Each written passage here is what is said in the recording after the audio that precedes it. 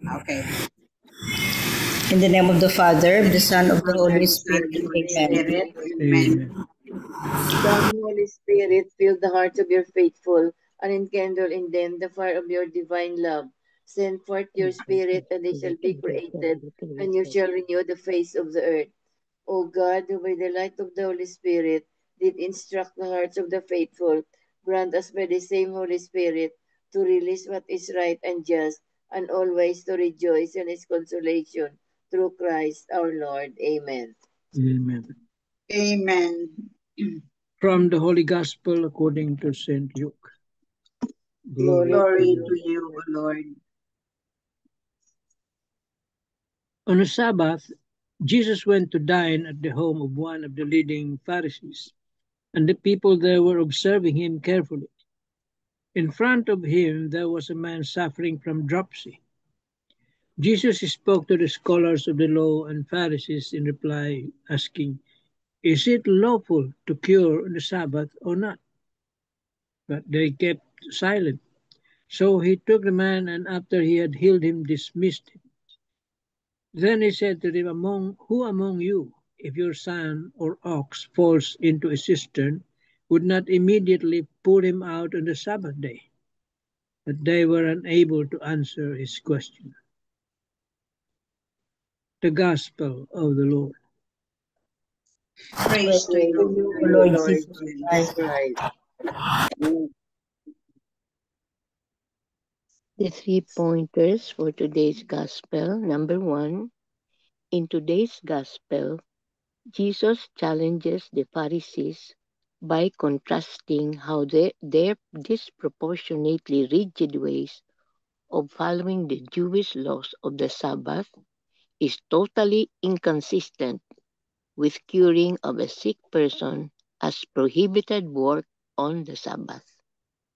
Number 2, Jesus points out how their ridiculously inconsistent practice of their Sabbath laws were preventing God's love, mercy, and compassion to be shown. Number 3, are there times when we too can be ridiculously uncompromising when we should be doing the greater good for some? An example, forgiveness to bring greater unity within a family, and etc. Amen. Amen. Amen. Tito Mas. Okay, let me just read this reflection from Marino. What is the true purpose of the Sabbath law? It is to bring honor to God by resting and refraining from worldly pursuits on that sacred day. But what if on that very day someone is in need of our help? Should we ignore that person simply because it is a day of rest? In our gospel, Jesus asked the scholars of the law and the Pharisees a simple yet piercing question. Is it lawful to cure on the Sabbath or not? When he received no reply, Jesus quietly healed the man who was sick with dropsy. Through this compassionate act, Jesus revealed a powerful truth that mercy, love, and healing hold far greater value than the mere observance of the law. The immediate need of a suffering person takes precedence over strict religious rules. As we reflect on this, we are invited to look into our own lives. How often do we prioritize rituals over relationships or rules over compassion? We may have our prayer schedules, our devotions, or our Sunday Mass obligations, all of which are holy and pleasing to God. Yet, when someone around us needs our help, God calls us to respond first with mercy. Our worship of God must always be expressed through our love for others. The acts of mercy are not interruptions to our faith. They are the living expression of it. To love and to serve is to pray with our hands, our hearts, and our very lives. This is the kind of faith we see in Pope Francis. He is deeply admired not because of his outward religious appearances, presiding at Mass, praying the Rosary, or wearing sacred vestments, but because of his spontaneous acts of love, mercy, and humility. His gentle embrace of the disfigured, his kind and non-judgmental words, and the countless acts of compassion reflect the heart of Christ more vividly than any ritual ever could. We too are called to live out a faith that breathes mercy, a faith that moves from the altar into the streets, from prayer into action, from words into love. So as we encounter others in need, will we merely observe the law, or will we choose to live the love that fulfills it? Amen. Amen. Amen. Yun. Gospel. No? Very short. It's not a long, short lang. But I believe, well, maybe he was invited to dinner, no, to dine, the house of of a Pharisee. Well, it could be, it's possible that he was invited for the purpose of trapping him. No, Yeah. see, they were observing him carefully if he'll commit a mistake. But Jesus' action was rather medyo kuan siya, ano ba tawag mo? He was aware that the people were observing him, and there was that that man suffering from dropsy. He could still have been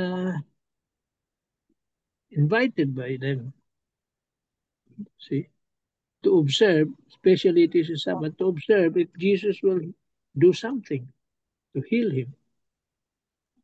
And Jesus did.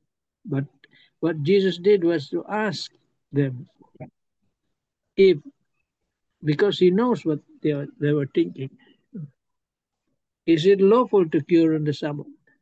Jesus knew exactly why, because Pharisees are very strict in regards to Sabbath law. So he asked them, and they were quiet. They did not answer. Walang sagot sila. So Jesus healed him, and he showed him why he has to do it.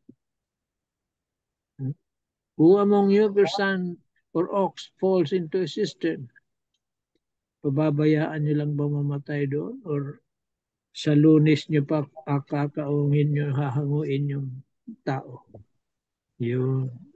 Jesus was demonstrating his compassion and love and mercy for a person, especially the sick who needs healing. He demonstrated that compassion again, that it is more important than just merely praying.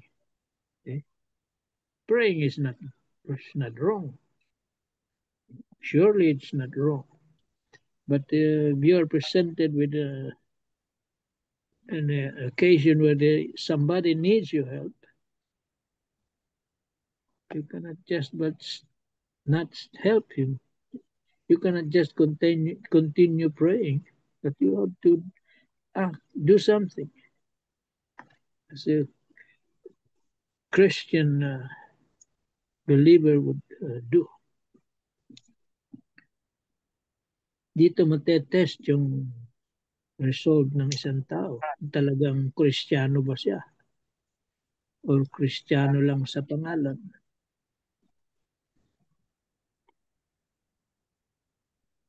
Amen. Amen. Amen. Thank you, Tito Mads.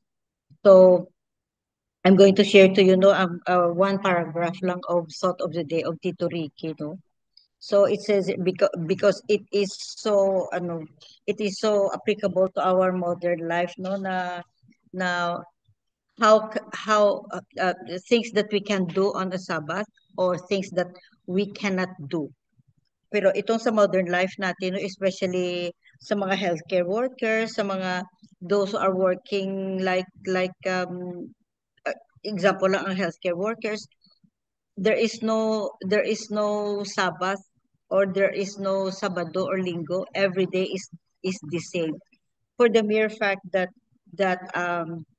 uh sometimes no we can also serve the Lord, no, we can also keep holy the Sabbath day by by doing something, for example, for the sick people, no, that you're taking care of, no, that you're taking care, it can also be offered instead of Sabbath, instead of it can also be offered to God, the sacrifices that the healthcare workers do instead of Sabbath. But but as much as possible, if we have the chance to go to go to church, no, kasi obligation natin mag go to church at least once a week ba. If we have the chance, no, go and hear the mass. But Tito Manny, what is your opinion, no, na if itong mga healthcare workers, no, nurses or doctors na they have to really go on duty or they have to really treat patients even though it's Sabbath. And then sometimes we are missing to hear Mass on Sundays because of this duty. It's not only your responsibility, no, as work. If by heart, no, you come to work to really help the sick, siguro mas valid ang reason, no? Hindi lang na out of obligation kasi duty ka nga, Sunday naman kasi duty ka Sunday. I think more valid ang reason mo na I will go to my duty. I will go to work to take care of the sick because I have compassion for the helpless, for the sick people. Mas valid siguro ang reason.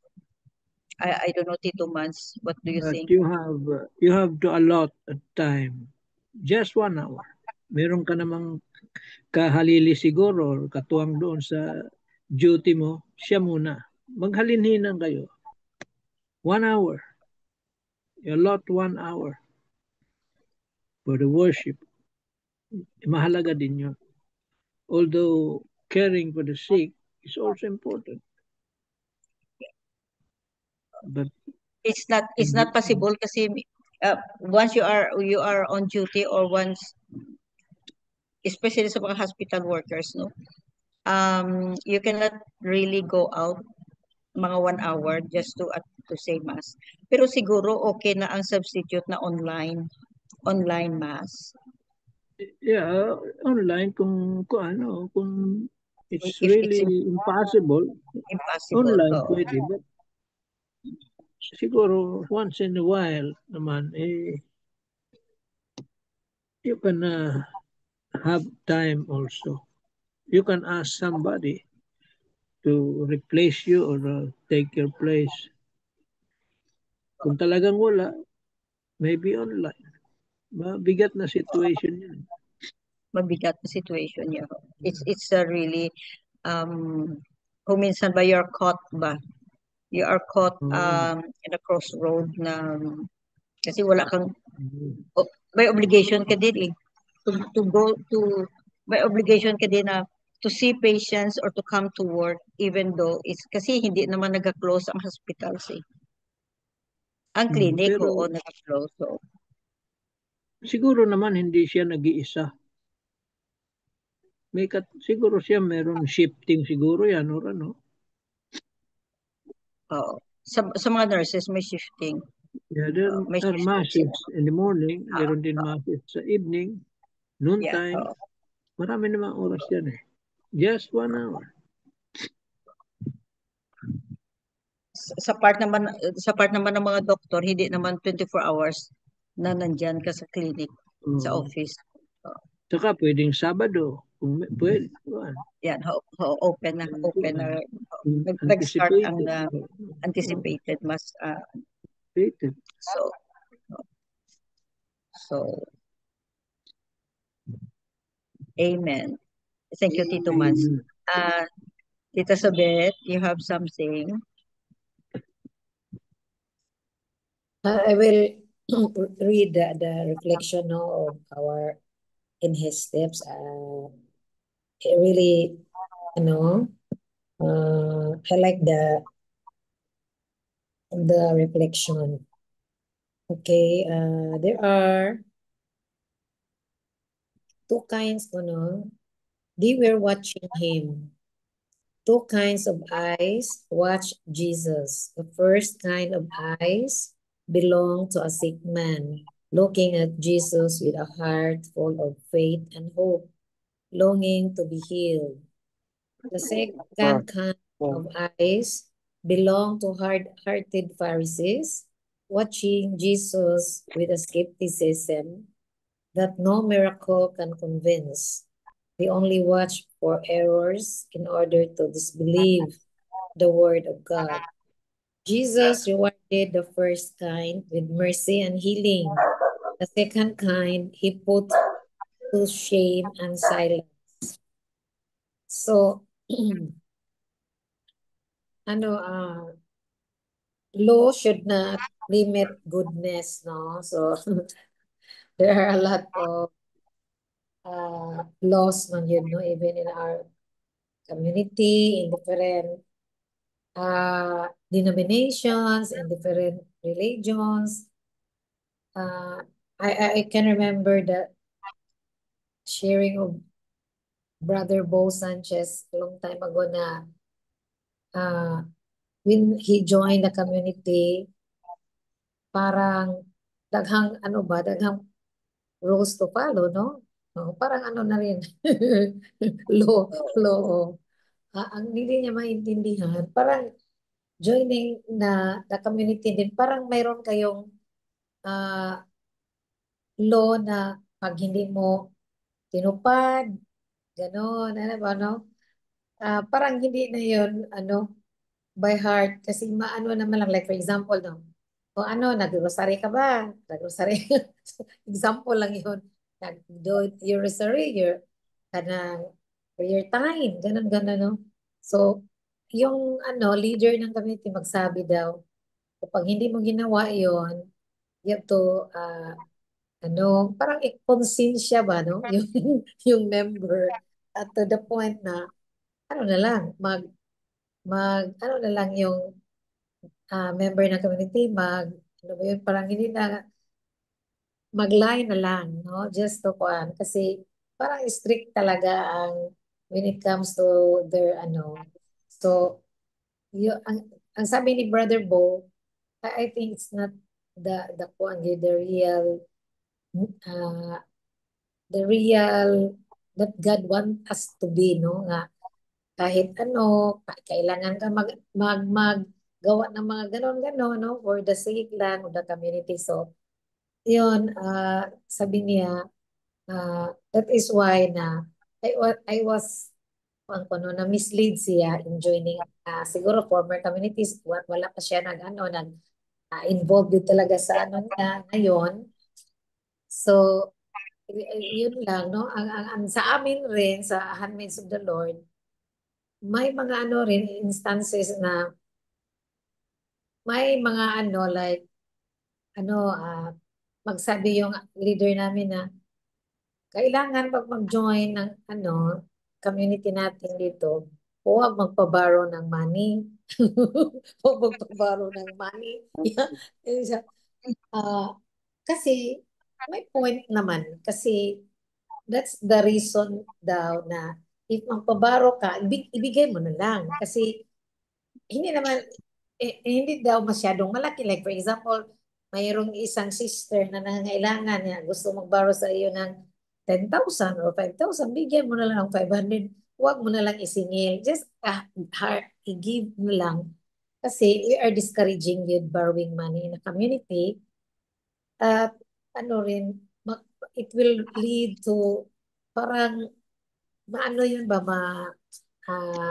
the reason for ano na maano like yung nangutang hindi na magpakita kasi ano na maano siya pag isingil no ano at ang nakakatuwa pag mag-offer na ng prayer sabi ng isa Lord sana yung inutangan ko hindi magsingil ang, ang nagpautang prayer Lord sana yung baro sa akin magbayad na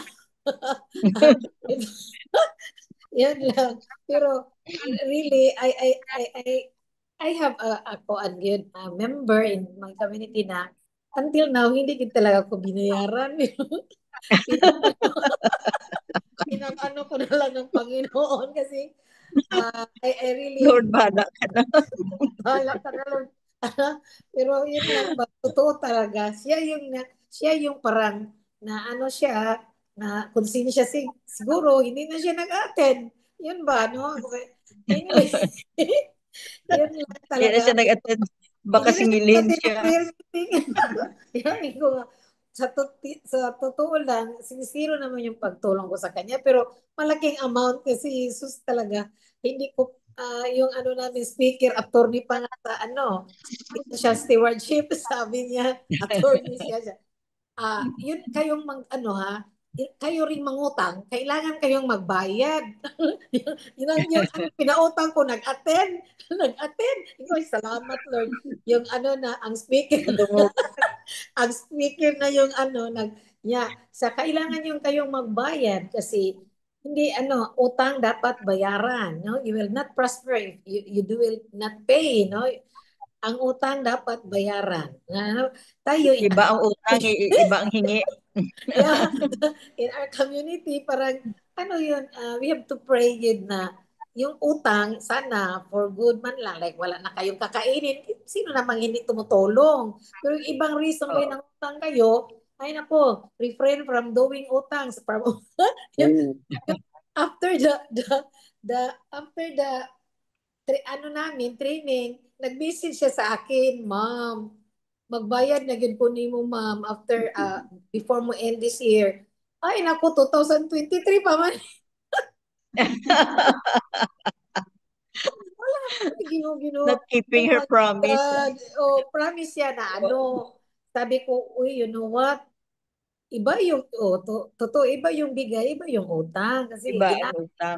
kasi ano if I will tell you, no, I will remind you that inutang mo para ibayad ng tuition fee ng anak mo. Obligasyon nyo yun. Parents Oo. kayo, mayroong trabaho ka at may trabaho yung husband mo. yeah. Tanga talaga ako kasi naghiram ng 20, nadagdagan ng 10 kasi gusto magbili ng laptop yung anak niya na for anak ko na discounted. Kung maghiram ka na naman na hindi ka pa man nakabayad. Pero seriously, nakapabaro ako ng second time 10,000. Hanggang ngayon, hindi ako binayaran. Oh my God. No? Pero, pinag-ano ko na lang, pinagdasal ko na lang. So, yun. Sana nakatulong sa kanya ang amount na Sana yun. nakakatulong. Pero, Oo. yun lang. Konsensya lang niya siguro. Pero, iba naman yung natin, no? Pag truth kaayo si Tito Manny na faith, no? Without action, no? Yes, ano tayo, kailangan meron tayong magawa for others, most especially na those who are really in need, no? So tomorrow is All Souls Day na. So, may mga tayo, iba't ibang schedule going to cemetery. Sabi ng pamilya ko sa probinsya, o ate, what's your plan for the Kalag-kalag. kalagkalag Kalag-kalag. kasi nakalimutan ko because of many concerns na si Candice, yung youngest ko, supposed to be mag-schedule na ng cesarean November 6 pero in early niya kasi I will be leaving to Jeju Island November 4. Nanay, November 3 na lang. So nakalimutan ko na yung kalag-kalag. Sabi ng mga kapatid ko, mga pamangkin, Ante, saan yung lechon? Lechon man. Saan na Bilinan yung mo na lang lechon? ng litson. Oh, ano yung lechon para sa kalag-kalag? Oh, sige, sige. Tomorrow I will bring. Pero yun lang, no? Anyway, ano naman yung mga pamangkin, yung mga kapatid na ay, kanang parang wala talaga, no? I'm so happy na ni-looking forward nila yung ano ko, dala kong lechon, isang whole lechon. Yun lang Yun, siguro. hindi yun utang. Hindi na yun utang. Bigay yun. Generously bigay. Yun lang, no? Oo. Hope and prayer. Yun lang siguro. Kailangan tayong kada lang gaskel ngayon na more on ano lang, be sensitive for the needs of others and then ano lang, no? Kahit We binabawal can ang kami. always, We have to, we can you serve the Lord by know, serving others. yes. I think Pero that's nangutang tolerant. siya on a Sabbath day. Nangutang. Pero yung kaibigan mo nangutang sa Sabbath day, so Sabat day patawarin talaga mo na yun, lang. Jay. Kasi Sabado yun. Oo. Sabado yun. Oo. Nag-prayer So meeting kami. if you want to help others though, or if you have the opportunity to help others, uh it makes your day better ba. So maski na it's against the law of the church, the moral law, Yes. whatever law, no. Mm. Hindi moral law, mga laws of the church, but Mm. thou shalt keep holy the Sabbath day. But if there Yes. is an opportunity to help others, do it. Do it. Oh. Okay, thank you. So, amen. That's Amen. so funny. Kita sabi. So, you have helped, no? You have extended your charity, no? On a Sabbath day. Huwag mo nang singilin. Period. Wag na. Oh, bahala si Lord doon Kasi magbayad. Lord na. Exactly. Bahala si Lord. Siksik, liglig, umaapaw. Oo. Si Oo. Lord Huwag mo na nang maningil. singilin. Oo. Lord na. Kung Ano. magbigay sa iyo, kung ano, magbayad, ano mo daw, anong, huwag mong Gapin. tanggihin. Oo. Tanggapin. Pero, hindi, tanggapin mo, huwag mong i-refuse. Pero, Oo nga, tanggapin niya. May ano huwag naman mo siya, nang singilin. ano pa nga eh, nag-ahinti siya ngayon sa Sun Life, referred by her cousin. Her cousin is my muy close ninang ako sa wedding. Sabi pa sa kanya, nangutang siya sa akin, Ma'am, huwag mo isabi kay sa cousin ko ha, nga nangutang ako sa iyo. Oh my God. yung cousin, yung cousin niya, yung close ko, hindi nga nangutang sa akin ever since. Eh, siya, huwag kang magsabi. Bakit? Na ba? Okay, pero sus, grabe naman ang tagal na naman, no? So, sinabihan ko yung kasi niya, yung very close ko. You know what, Day? Nisabi ng kasi niya, Mother, kasi ninang ako kasal. Mother, ako yung nahiya. Mother, ako na lang magbayad. Kawawa naman. Huwag. Nakalarga na. Nandun sa Amerika yung ko. Just in Siya. case na magbayad siya, tanggapin mo, tapos ilagay mo na lang ibigay mo sa charity. Yeah, oo.